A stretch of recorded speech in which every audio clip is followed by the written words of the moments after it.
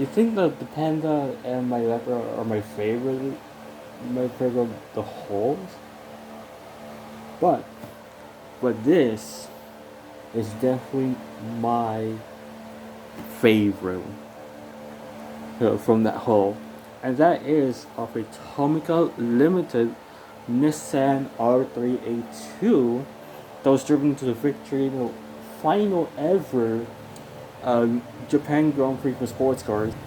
Why? And this is a special casting. Why? Because the car on your left is the number 20 Nissan R31, and this was not made by Tommy, unfortunately, but this is a serviceable replacement made by Kyosho. And this is obviously number 20 R381 driven by Motoharu that ended up winning the 1960 Japan Grand Prix the year prior. We'll talk about more on the R381, see how much has changed once we're done with the R382. So, this car was released around 2004. So about 2 years into the Tomica Limited line, which is actually fascinating because what the TL line essentially is, they're basically souped up premium versions of their mainline castings, mainly cars that have been discontinued long after the original release, like the R382, which has not been released since the 80s, around the 80s, I think. But it was brought back to the TL line as a way to come back to this casting after 2 decades off. Now let's look at the box, because I actually like looking at the box. So we don't know how to unbox the Tomica Limited. I'll show you guys real quick. But here's the box. Comes with a neat silver plaque. There's my face there. Hello. It says Car Magazine, Nissan R382. I think this was released in a book. I can't remember. I think this might be around in a book.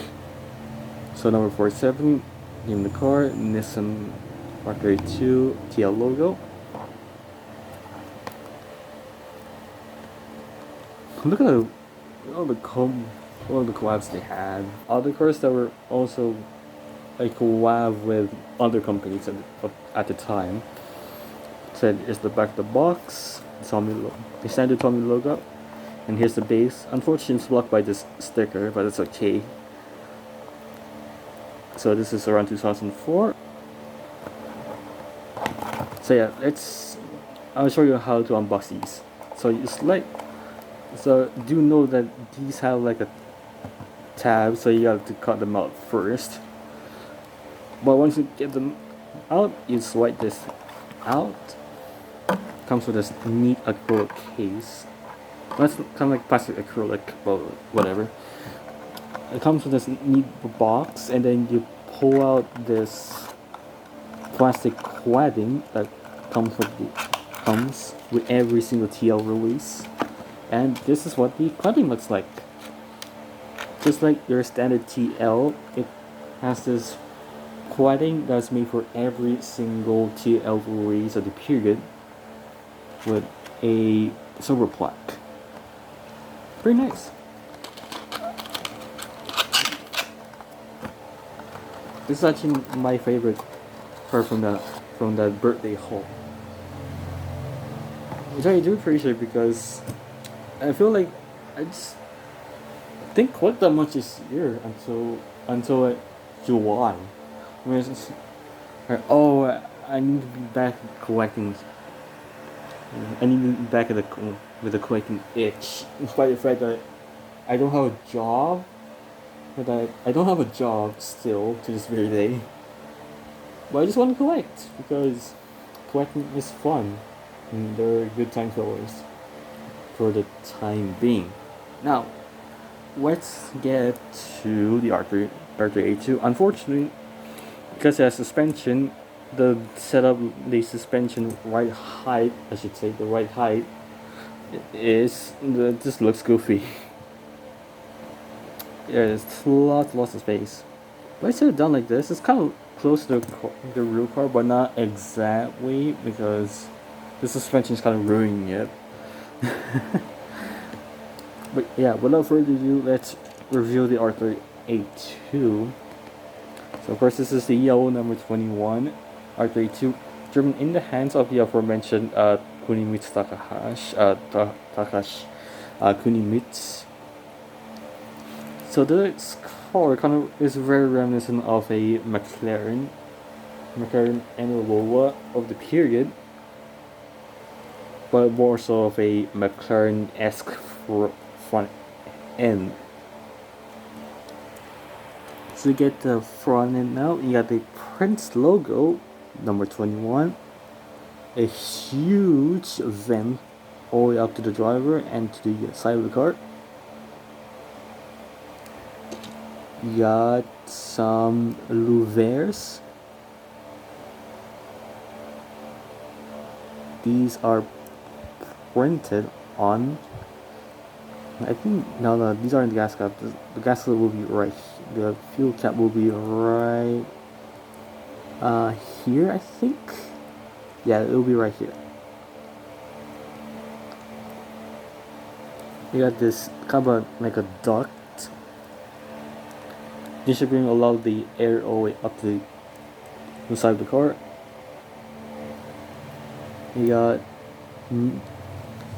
the correct wheels for that period. Unfortunately, the rear tires they're not exactly 100% accurate, the wheel size, to kind of compensate for the suspension. So, oh well. As you get to the side of the car, you got NGK spark plugs on the white box Nissan that's written in will be painted during this period at the number. STP, a huge supporter of Nissan during his time. You got the Shell logo right here, right on the airbox, which is supported by a V12 with that is, by the way, the largest engine Nissan has made. That's basically, this is the largest engine Nissan has made at all. The largest engine nowadays will be from a Patrol, which is a measly like 4,000 cc's or something like that. But this is a 6,000 cc V12 in collaboration, I think, with Yamaha at the time. Because a lot of the V12 were carried over from the Yamaha cancelled Toyota 7 project. Because you got the not naked ducts, but these are ducts all the way up to the engine. You got a yellow painted metal sheet.